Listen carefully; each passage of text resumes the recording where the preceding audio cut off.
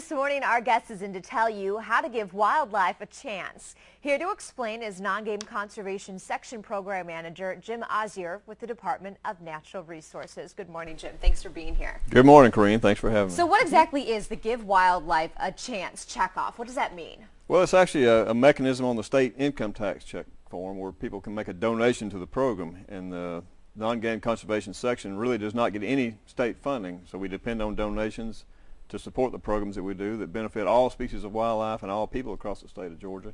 So how effective has the checkoff program been in the past? Has it worked? Well, it started out very strong, and when it first came out, there were a few competing checkoffs, and so it pretty much had all the attention of the people on the tax forms. Now there have been several other checkoffs added, and the revenues have actually been declining each year.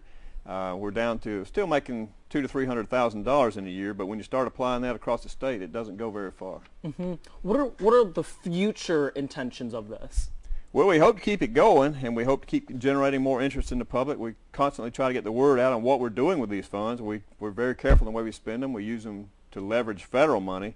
So really, for every $1 that we get on the checkoff and for other sources, we're getting about $3 of federal money to match that. So tell us exactly how viewers can help contribute then. Where can we find the checkoff and all the information? Well, it's right there on both of the tax forms that you get from the state, the easy one and the long form, right near the bottom. And I think it's the first checkoff you'll actually come to. But again, there are several competing ones, so taxpayers do have look for it, though. No, it's at the bottom. Sometimes you're just done and you're glad to be done. Right. Don't overlook that option there at the bottom once you fill out everything. So we brought some pictures here. If we can put those up on the screen, you're going to tell us a little bit about some of the important things that happen here in Georgia with our wildlife. What are we looking at there? Okay, well, this is on a tract of land that was recently acquired by the state.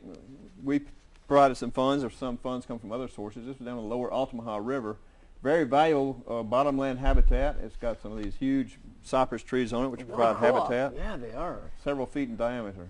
Oh, we know who that is there. Right, the bald eagle's been a great success story. It's one we've been working with for years, and we've seen it come back from no known nests in the state of Georgia back in the 1970s till we're up in about 120s now. Wow. Beautiful. Look at that. Wow. This is the fringe campion, which is a flower that's on our state protected species list, and this is one that does occur in the Middle Georgia area. It occurs right here in Middle Georgia, you were saying? Right, just in certain types of Michael, habitat. there's your favorite.